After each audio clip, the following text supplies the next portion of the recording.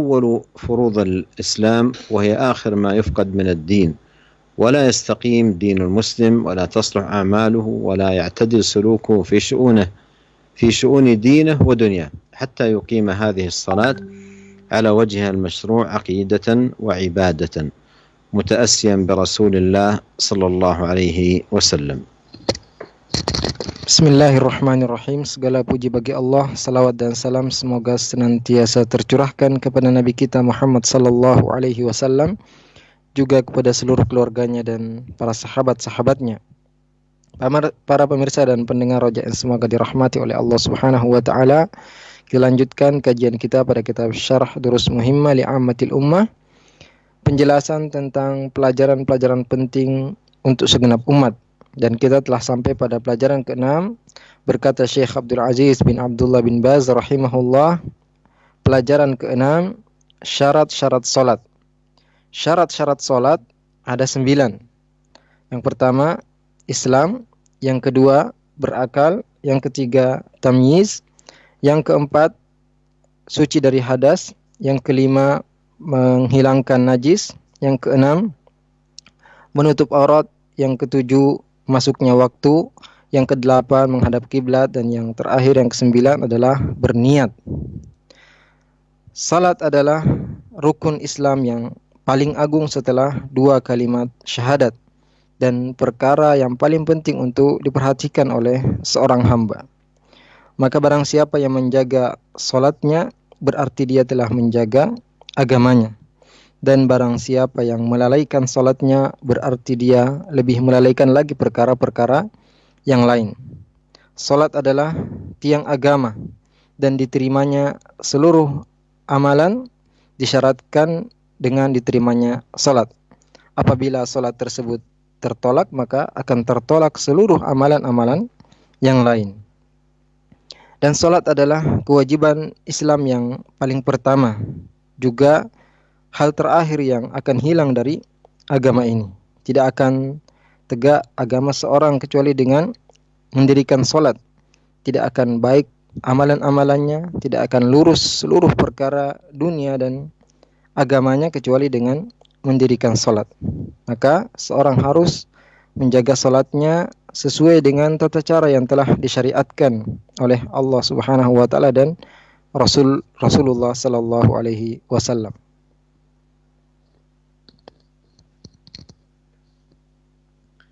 وإقام الصلاة لا بد فيه من مراعاة لشروطها وأركانها وواجباتها، ولا بد فيه من مجاهدة للنفس على تكميلها وتتميمها. ولهذا أورد رحمه الله هذا الدرس ودروس بعده تتعلق بمسائل متعلقة بالصلاة، فذكر الشروط والأركان والواجبات والسنن معاونة للمسلم على إقام الصلاة وأدائها كما ينبغي، بالمحافظة على الشروط والأركان والواجبات، ومن ثم السنن والمستحبات.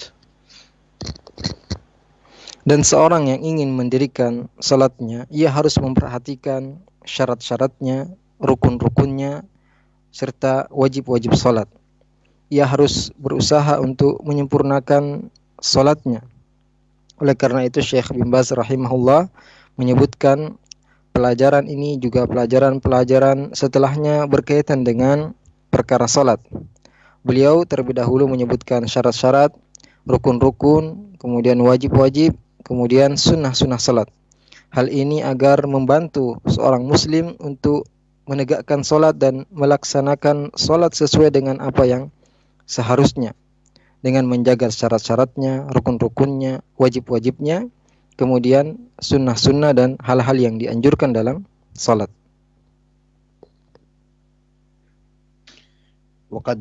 وقدم رحمه الله الكلام على الشروط لأنها تسبق الصلاة وتكون بين يديها تهيئا لها واستعدادا، ثم ذكر الأركان لأنها تزامن الصلاة، وقدم الأركان على الواجبات لأنها آكد وأعظم، فإن الركن تبطل الصلاة بتركه، أما الواجب إذا ترك فإنه يجبر بسجود السهو، أما الركن فلا يجبره شيء بل لا بد أن يؤتى به، ولو ترك ركنا وسجد سجدتين في آخر الصلاة من أجل تركه له فصلاته باطلة. Syekh bin Baz rahimahullah mendahulukan pembicaraan tentang syarat-syarat, pelajaran tentang syarat-syarat salat, karena syarat ini mendahului salat, dan syarat ini adalah hal-hal yang dilakukan atau harus ada sebelum salat itu dikerjakan. Kemudian setelahnya beliau menyebutkan rukun-rukun salat, karena rukun-rukun ini bersamaan dengan salat itu dikerjakan, dan beliau mendahului penyebutan rukun-rukun daripada wajib-wajib salat, karena rukun ini lebih ditegaskan dan lebih kuat perkaranya. Karena rukun apabila ditinggalkan maka akan batal salat seseorang. Adapun wajib-wajib salat apabila ditinggalkan dengan tidak sengaja maka bisa ditutupi dengan sujud sahwi. Adapun rukun salat maka tidak bisa ditutup dengan apapun kecuali dengan melaksanakan rukun tersebut. Seandainya ada seorang yang meninggalkan satu rukun salat, kemudian dia sujud sahwi di akhir salatnya, maka hal tersebut tidak sah dan salatnya batil. قال رحمه الله شروط الصلاة.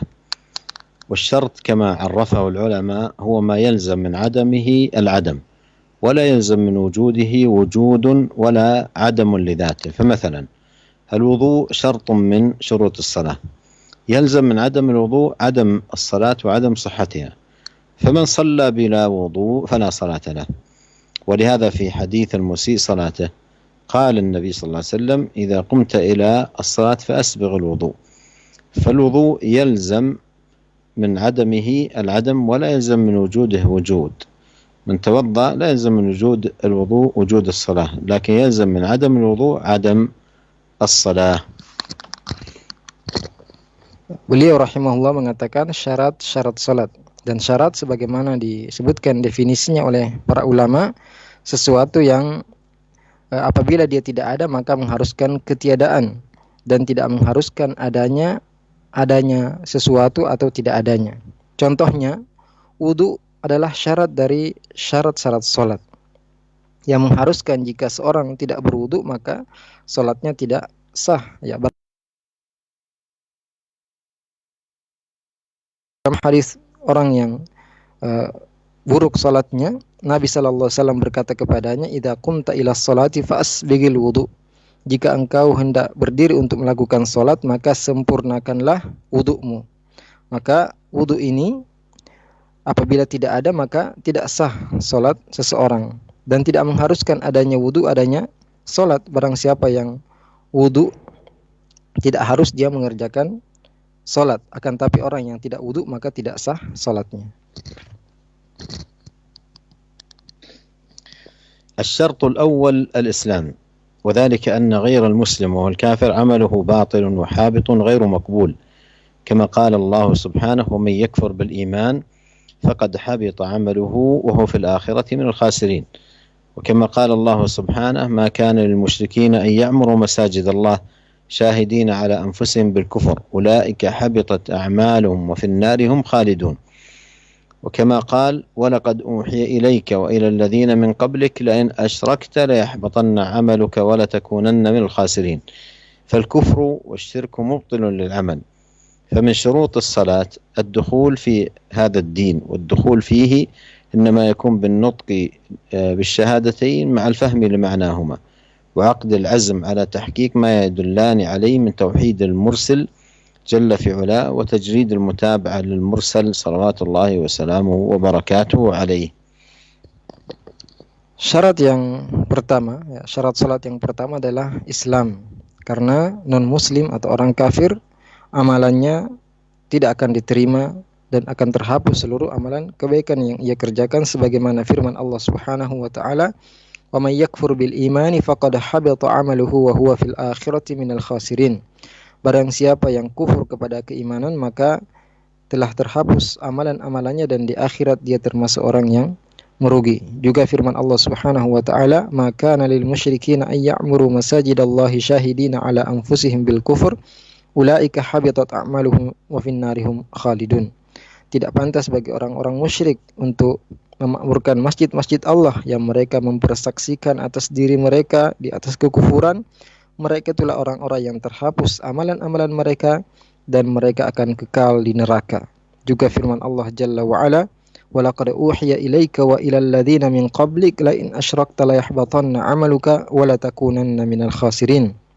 Dan sungguh telah diwahyukan kepadamu dan kepada nabi-nabi sebelummu, jika engkau melakukan kesyirikan maka sungguh akan terhapus amalan-amalanmu dan sungguh engkau akan termasuk orang-orang yang merugi. Maka kekufuran dan kesyirikan akan membatalkan seluruh amalan. Dan di antara syarat-syarat salat adalah masuk ke dalam agama ini. Dan masuk ke dalam agama ini yaitu dengan cara mengucapkan dua kalimat syahadat dengan memahami makna keduanya, juga berazam untuk melaksanakan maksud dari dua kalimat syahadat tersebut dengan mentauhidkan Allah Jalla wa Ala dan memurnikan keikutan kepada Rasulullah sallallahu alaihi wasallam. الشرط الثاني العقل وضد العقل الجنون والمجنون فاقد للعقل فالقلم عنه مرفوع كما جاء الحديث عن نبينا عليه الصلاة والسلام أنه قال رفع القلم عن ثلاثة وذكر منهم المجنون.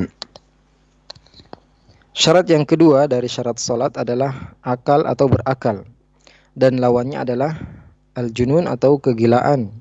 Maka orang gila, orang yang hilang akalnya, tidak ditulis untuknya dosa. Sebagaimana dalam hadis dari Nabi kita sallallahu alaihi wasallam, beliau bersabda, "Rufi'al qalam an thalatha." Pena catatan amal diangkat dari 3 dan di antara mereka adalah al-majnun, yaitu orang gila. الشرط الثالث التمييز أن يكون مميزا وإنما يبلغ حد التمييز في 7 ولهذا جاء في الحديث مروا أبناءكم ويشمل البنين والبنات بالصلاة ل7 سنين واضربوهم عليها ل10 سنين لأنه إذا بلغ 7 سنوات يكون مميزا ويفهم ويحسن أن يقيم العمل إذا وجه وبين له ووقت الأمر بالصلاة. Syarat yang ketiga adalah at-tamyiz, yaitu seorang anak sudah sampai umur mumayyiz, yaitu jika dia telah sampai umur 7 tahun. Dalam hadis Rasulullah SAW bersabda, "Muru abna'akum," perintahkanlah anak-anak kalian, dan yang dimaksud di sini anak laki-laki dan anak perempuan. Bis salati li 7 sinin wadribuhum 'alaiha li 10 sinin. Perintahkanlah anak-anak kalian untuk salat ketika berumur 7 tahun dan pukullah jika mereka tidak mau melaksanakan salat ketika berumur 10 tahun. Karena seorang anak jika telah sampai umur 7 tahun berarti dia telah mumayyiz dan ia telah memahami dan mengetahui cara untuk melakukan suatu pekerjaan apabila dijelaskan kepadanya, dan ini adalah waktu diperintahkan seorang anak untuk melaksanakan salat. الشرط الرابع رفع الحدث، والحدث يتناول الحدث الأكبر وهو الذي لا يرتفع إلا بالغسل كالجنابة والحيض، والحدث الأصغر الذي لا يرتفع إلا بالوضوء. فرفع الحدث شرط من شروط الصلاة، وقد جاء عن نبينا عليه الصلاة والسلام أنه قال لا تقبل صلاة بغير طهور، فمن صلى وهو محدث سواء حدثا أكبر أو أصغر فلا صلاة له. Syarat salat yang keempat adalah suci dari hadas. Dan hadas di sini yang dimaksud adalah hadas yang besar dan hadas yang kecil. Hadas besar adalah hadas yang tidak akan hilang kecuali dengan mandi, seperti seorang yang junub atau wanita yang haid. Juga hadas kecil yang tidak terangkat kecuali dengan berwudu, dan ini adalah syarat dari syarat-syarat salat. Nabi kita alaihi salatu wassalam pernah bersabda, "La tuqbalu salatun bighairi tahur." Tidak akan diterima salat kecuali dengan bersuci. Maka barang siapa yang salat dan dia mempunyai hadas, baik itu hadas besar atau hadas kecil, maka tidak sah salatnya. الشرط الخامس إزالة النجاسة أي من البقعة التي يصلي عليها ومن الثياب ومن البدن كما قال سبحانه وثيابك فطهر، والأصل في الطهارة هو الماء، فإذا كانت النجاسة في الأرض يصب عليها الماء، وإن كانت في غيرها تغسل حتى تطهر. Syarat salat yang kelima adalah menghilangkan najis, yaitu menghilangkan najis dari tempat salat, juga dari pakaian yang dipakai untuk salat, juga dari badan seorang yang akan melakukan salat, sebagaimana firman Allah Subhanahu wa thiyabaka fatahhir, dan pakaianmu maka sucikanlah. Dan pada asalnya bersuci itu dengan menggunakan air. Maka jika najis itu ada di tanah, maka dituangkan air ke atasnya. Adapun jika najis tersebut di selain tanah, maka dibersihkan sampai suci. الشرط السادس ستر العورة، وهي ما يجب تغطيته ويقبح ظهوره ويستحيا منه. قال الله تعالى: يا بني آدم خذوا زينتكم عند كل مسجد، أي عند كل صلاة. ولهذا من صلى وهو عار ليس عليه ثياب فصلاته باطلة بإجماع أهل العلم، إلا إذا كان فاقدا لها. وجاء أيضا في الحديث: لا يقبل الله صلاة حائض إلا بخمار، والمرأة تغطي بدنها كله في الصلاة إلا وجهها، وإذا كانت بحضرة رجال أجانب فإنه حتى الوجه يغطى، للأدلة الكثيرة على وجوب تغطية المرأة وجهها إذا كانت بحضرة الرجال الأجانب. Syarat yang keenam adalah menutup aurat. Aurat yaitu sesuatu yang harus atau wajib untuk ditutup dan tidak pantas untuk ditampakkan, dan seorang malu jika kelihatan. Allah Subhanahu wa ta'ala berfirman: Ya bani Adam khudhu zinatakum inda kulli masjid. Wahai anak Adam, ambillah perhiasan kalian setiap ke masjid. Yang dimaksud di sini adalah setiap salat. Maka dari sini barang siapa yang melaksanakan salat dan dia tidak memakai pakaian apapun, maka salatnya batal, tidak sah menurut kesepakatan para ulama, kecuali jika dia tidak mempunyai pakaian sama sekali dan tidak ada yang bisa meminjamkannya. Juga dalam hadis, la yaqbalullahu salata haidin illa bi khimar. Allah tidak akan menerima salatnya wanita yang telah sampai haid kecuali dengan menggunakan kerudung. Maka seorang wanita dia harus menutup seluruh badannya ketika salat kecuali mukanya. Adapun jika dia berada di sekitarnya laki-laki yang bukan mahramnya, maka wajahnya pun harus ditutup menurut dalil-dalil yang banyak yang menyebutkan bahwasanya wajah wanita itu adalah aurat jika dilihat oleh laki-laki yang bukan mahramnya.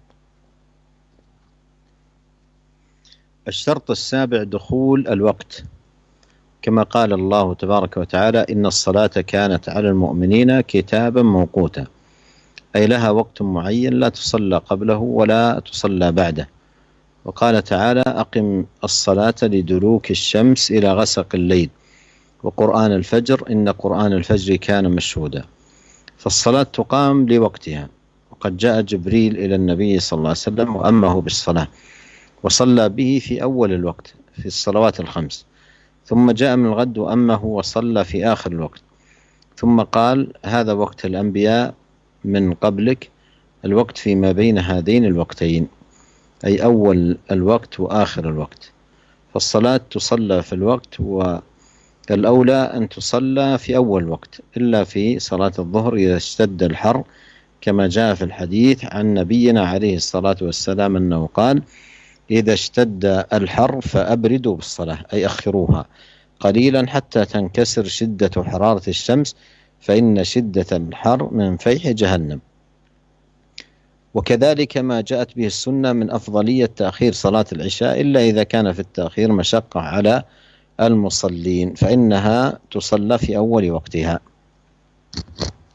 Syarat salat yang ketujuh adalah masuknya waktu. Allah Azza wa Jalla berfirman: Inna salata kanat 'alal mu'minina kitaban mawquta. Sungguhnya salat diwajibkan atas orang-orang mukmin pada waktu-waktu yang telah ditetapkan. Jadi yang dimaksud ayat ini adalah salat itu mempunyai waktu yang tertentu, tidak boleh seorang melaksanakan salat sebelum waktu tersebut, juga tidak boleh setelahnya. Allah Ta'ala berfirman, aqimis salata liduluki syams ila ghasaqil laili wa qur'anal fajr, inna qur'anal fajri kana mashhuda. Dirikanlah salat sesudah tergelincirnya matahari sampai gelap malam, juga dirikanlah salat fajar, sungguhnya salat fajar itu dihadiri oleh para malaikat. Maka salat ini harus dilaksanakan pada waktunya. Dan telah datang malaikat Jibril kepada Nabi sallallahu alaihi wasallam. Kemudian malaikat Jibril memimpin Nabi untuk salat.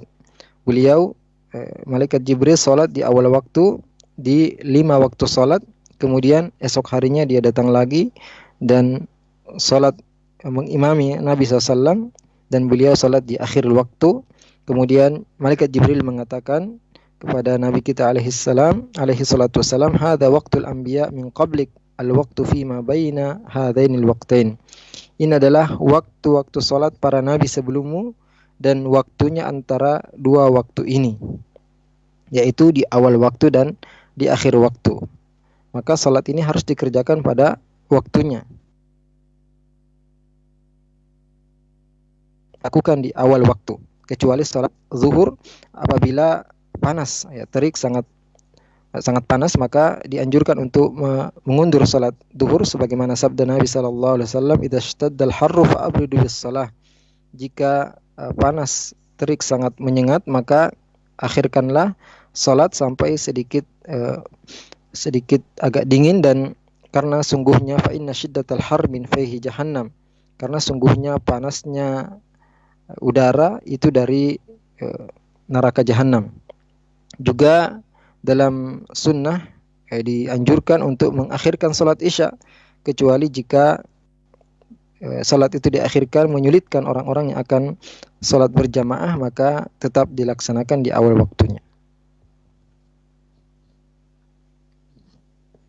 الشرط الثامن استقبال القبلة وهي الكعبة بيت الله، كما قال الله سبحانه فولي وجهك شطر المسجد الحرام.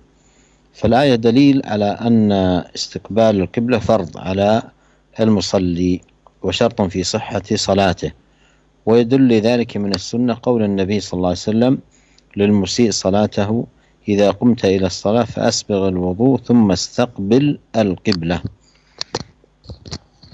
Syarat salat yang ke-8 adalah menghadap kiblat, dan kiblat di sini adalah Ka'bah, rumah Allah, sebagaimana firman Allah Subhanahu wa taala, wa fawalli wajhaka syatral masjidil haram. Palingkanlah, hadapkanlah wajahmu ke arah Masjidil Haram.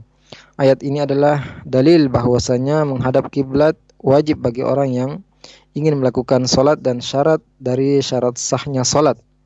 Juga dalilnya dari sunnah Nabi sallallahu alaihi wasallam, yaitu sabda Rasulullah SAW kepada orang yang buruk salatnya. Beliau mengatakan, idza qumta ila sholati fa asbighil wudu tsumma istaqbilil qiblah. Jika engkau berdiri untuk salat, maka sempurnakanlah wudukmu, kemudian menghadaplah ke kiblat. الشرط التاسع النية ومحلها القلب، كما قال عليه الصلاة والسلام إنما الأعمال بالنيات وإنما لكل امرئ ما نوى. والمراد بالنية هنا أي التي يتميز بها العمل. فما الذي يميز صلاة الظهر عن صلاة العصر؟ وما الذي يميز صلاة الفرض عن صلاة النفل؟ إلا ما قام في القلب بالنية، والتلفظ بها بدعة، وليس عليه عمل النبي صلى الله عليه وسلم ولا عمل صحابته الكرام رضي الله عنهم. وما يفعله بعض الناس إذا قام للصلاة جهر بالنية قائلا نويت أن أصلي صلاة العصر 4 ركعات في مكان كذا إلى آخره، هذا بدعة ليس عليه عمل النبي صلى الله عليه وسلم ولا عمل صحابة الكرام رضي الله عنهم. والبدع كلها يؤزر المرء عليها ولا يؤجر، لأن الأجر مربوط بالاتباع لا بالابتداع والإحداث في دين الله تبارك وتعالى. وقد قال عليه الصلاة والسلام من عمل عملا ليس عليه أمرنا فهو رد، أي مردود على صاحبه غير مقبول منه. Syarat salat yang ke-9 atau yang terakhir adalah niat, dan niat ini tempatnya di hati, sebagaimana sabda Nabi alaihi salatu wassalam, Innamal a'malu binniyat wa innama likulli imri'im ma nawa. Sungguhnya amalan-amalan itu tergantung niatnya, dan sungguhnya setiap orang akan mendapatkan apa yang dia niatkan. Dan yang dimaksud dengan niat di sini adalah yang membedakan satu amalan dengan amalan yang lain.